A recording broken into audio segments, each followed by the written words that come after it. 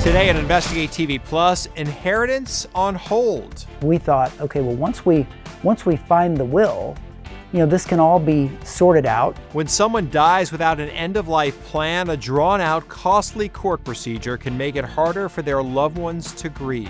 We cannot grieve properly if these things are not worked out. We explain the confusing legal process that follows death to provide solutions to help your family avoid the frustration. Plus, a once healthy baby boy grew sicker by the day. After a week or two, he started turning jaundice yellow. Before his parents received a heartbreaking diagnosis. He had a rare liver disease that we didn't know about. We explore their young son's journey to receive a life-saving transplant and their hope his story motivates others to consider organ donation. Then, you seem to be the caretaker for Bradford's history. Well, I think in many ways that's right. a former history teacher finds inspiration in his town's past. In-depth stories that inform and inspire. You're watching Investigate TV Plus. For many headstones dotting this cemetery, there are grieving loved ones left behind to carry out their final wishes. But we found that few Americans get their affairs in order before they die, and even fewer realize just how complex and expensive it is if you pass away without a plan. I'm Lee Zurich. And I'm T. Chappelle. There's so many reasons why we don't like to talk about death. Psychologists say, for some, it may be facing the reality of their own mortality.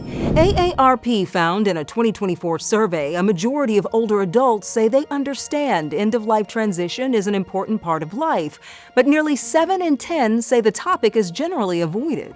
If you don't have an end-of-life plan or will, your family may be forced to go through a cumbersome court process called probate after your death. Investigative reporter Chris Nakamoto examines why dying without a will could leave your heirs with even more grief and shows you solutions to ease the burden of settling your estate.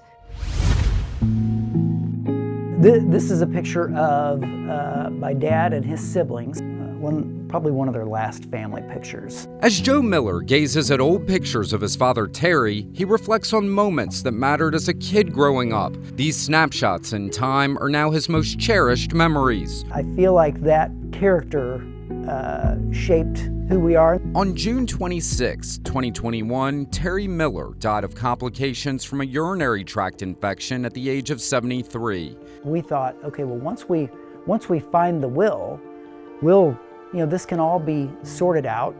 But despite having that will, everything his dad owned was off limits, as it took a long time to validate that document. 4 long years later, Miller's sadness over his dad's death swiftly spiraled into madness. Grief put on the back burner as his siblings continue to navigate a complex court process called probate. The family still can't access everything he owned. For example, Terry's home in Lebanon, Missouri, still tangled up in court proceedings. We need to grieve properly, and we cannot grieve properly if these things are not worked out.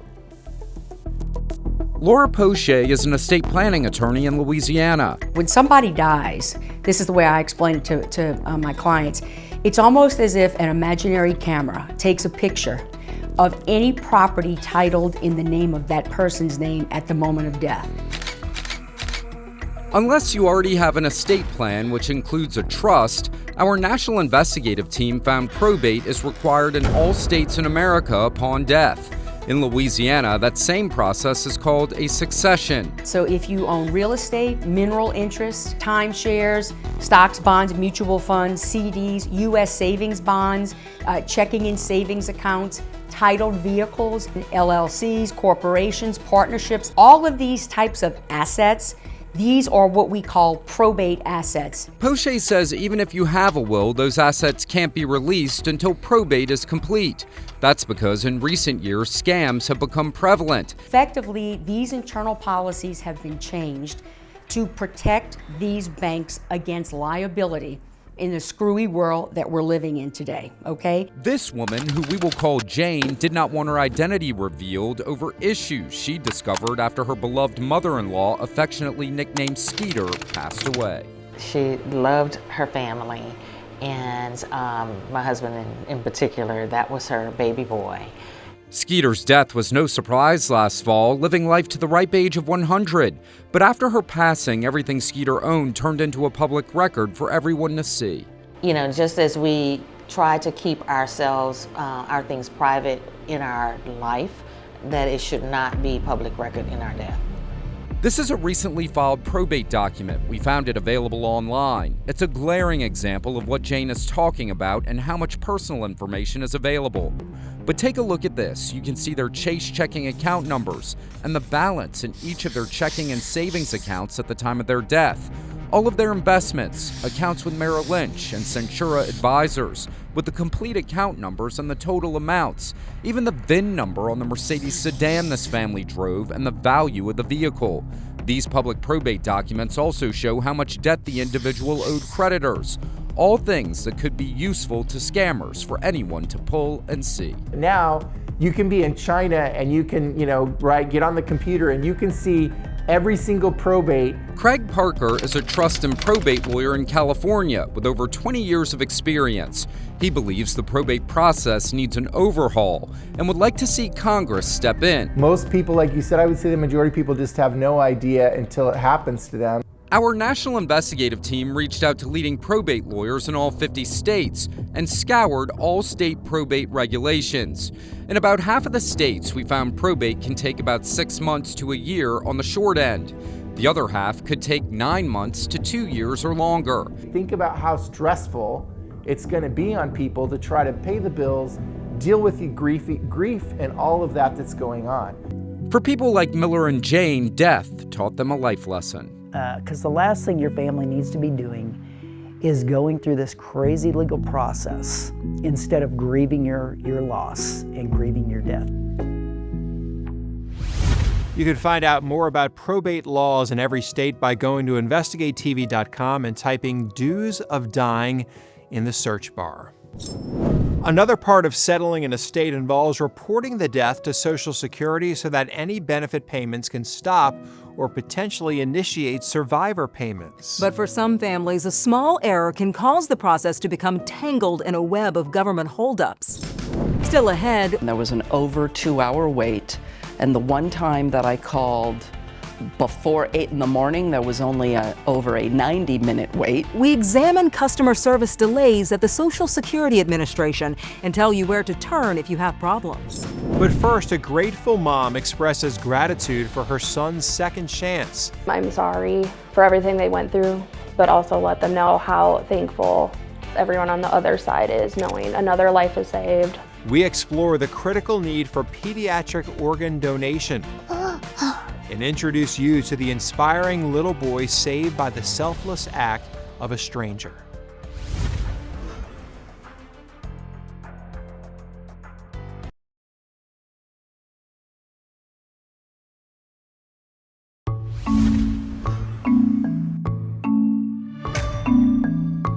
As of the summer of 2025, more than 2,100 children across the country are waiting for a life-saving organ transplant. The wait for an organ is agonizing for families. Pediatricians say children and teens in the National Organ Transplant list may stay there for weeks, months, or even years. And many can't attend school in person, play, or take part in other everyday activities that healthy children enjoy. Reporter Lauren Magarino examines pediatric organ transplants and shows how one family's selfless decision to donate their child's organs gave a little boy, a total stranger, a second chance. Oh my gosh.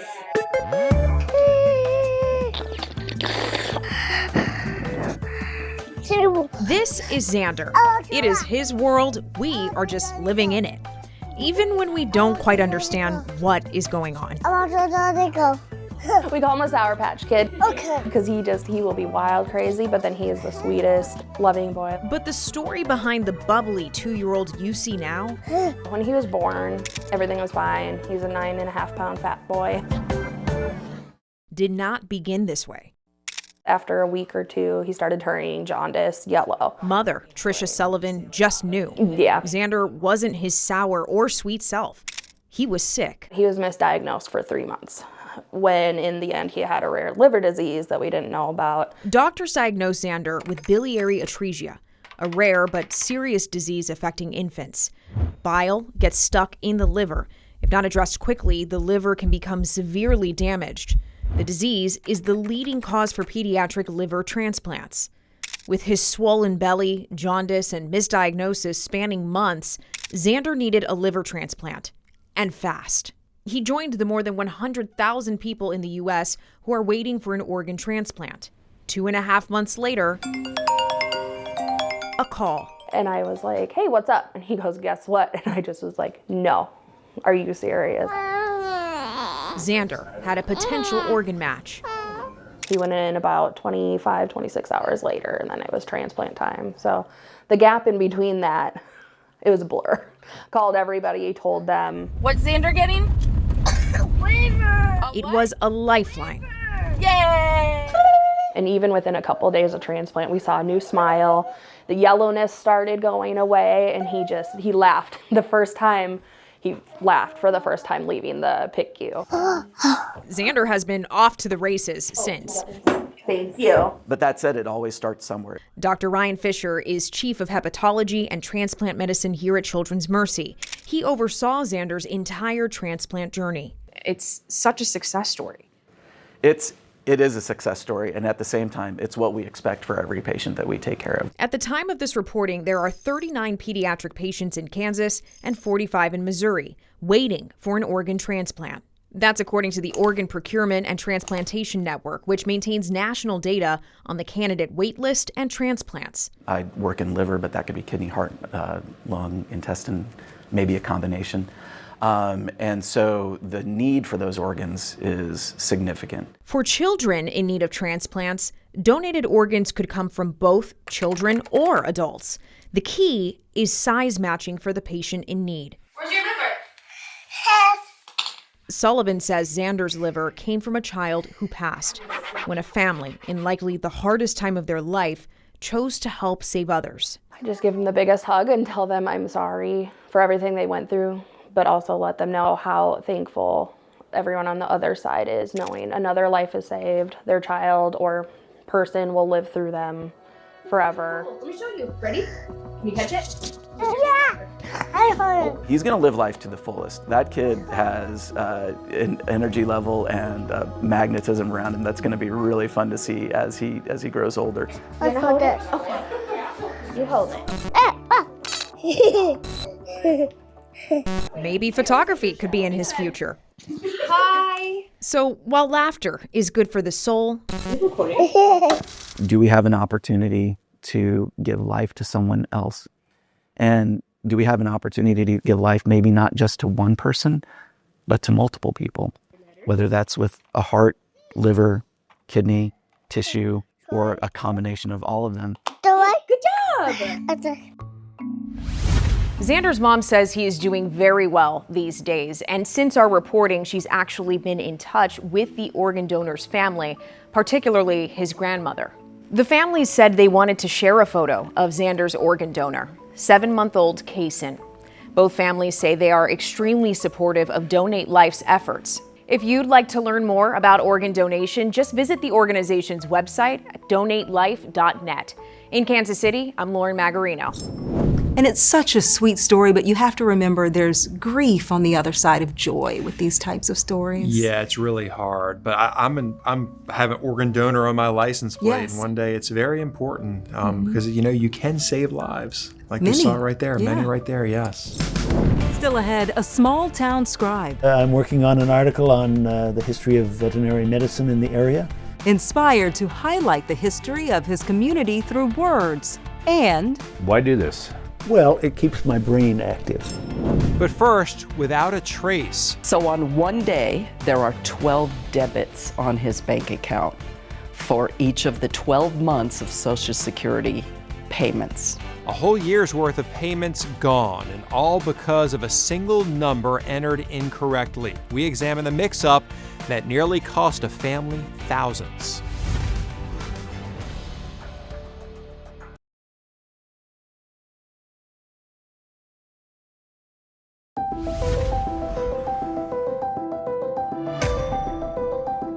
Mistaken Social Security payments are rare, but with the Social Security Administration delivering monthly benefits to more than 73 million people, they do occur. Consumer reporter Susan Campbell explains how a single number caused a whole year's worth of payments to disappear from a bank account and shows what to do if something similar happens to you.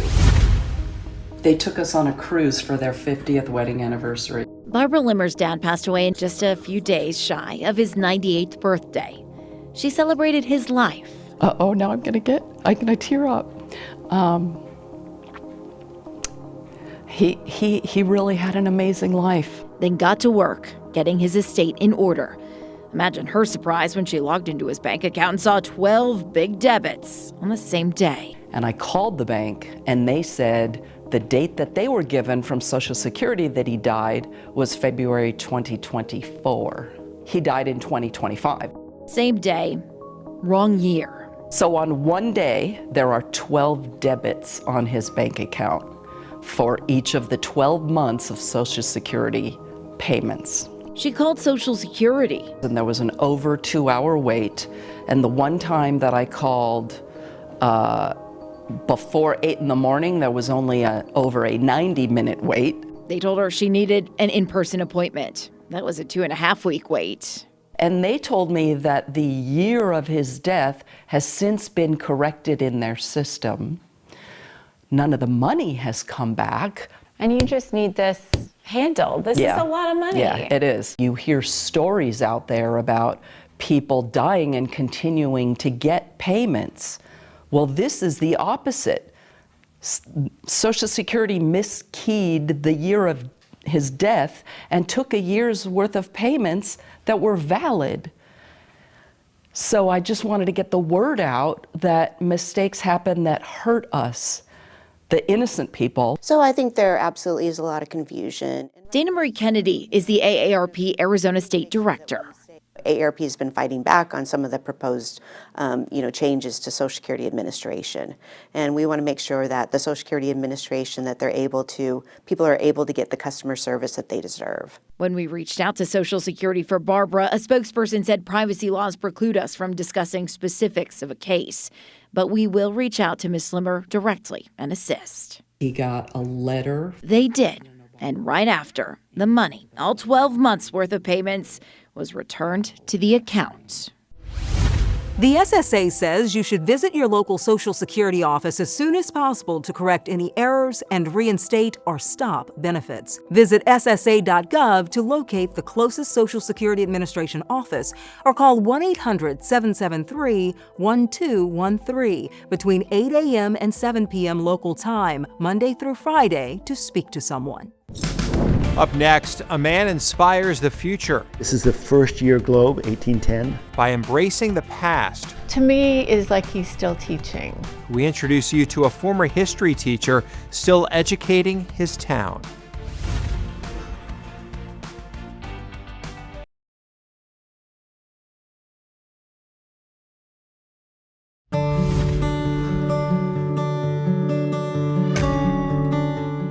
You could say that he's living history. Larry Coffin is a one-man book of knowledge in an area known as the Upper Valley. The Upper Valley is a region in central Vermont and New Hampshire encompassing towns along the Connecticut River. But despite being divided by a state line, the Upper Valley functions as a single community. Reporter Joe Carroll shows us why Larry is inspired to be the caretaker of Bradford.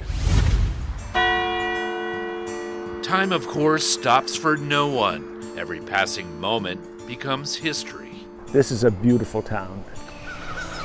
At Larry Coffin's home in Bradford, Well, let's see what I can do here. the former history teacher with a pad, pencil, and a keyboard taps away on his newest story. I'm working on an article on the history of veterinary medicine in the area. It will run in the local paper and on Larry's blog. This will be about a 2,000-word article. Why do this? Well, it keeps my brain active. Carolyn, his wife of 57 years, agrees. To me, is like he's still teaching. Larry writes about the past not only in Bradford, but all the surrounding communities. Good morning. And at the old Bradford Academy, people come to him for answers. How big is it? Oh, it's like 4 feet. Inside is where Larry made his own memories. Well, this was my first classroom. I came here in the fall of '64, fresh from Plymouth State College. I was very wet behind the ears. Good morning, how are you? The school closed in 1971 to build Oxbow High School just up the road. That's where he continued teaching for 42 years. Larry is 82. How you doing, Larry? I'm doing well. The building is now the town offices, and on this day, Lawrence L. Coffin. town voting takes center stage. I did my civic duty. And for 40 years, he was the town meeting moderator. Listen to the word moderation. It's part of the word moderator. Which describes Larry to a T in the classroom and beyond. I think people trusted me. I tried to be fair. This place, pardon the cliche perhaps, is a second home to you. In many ways, yeah. On the third floor,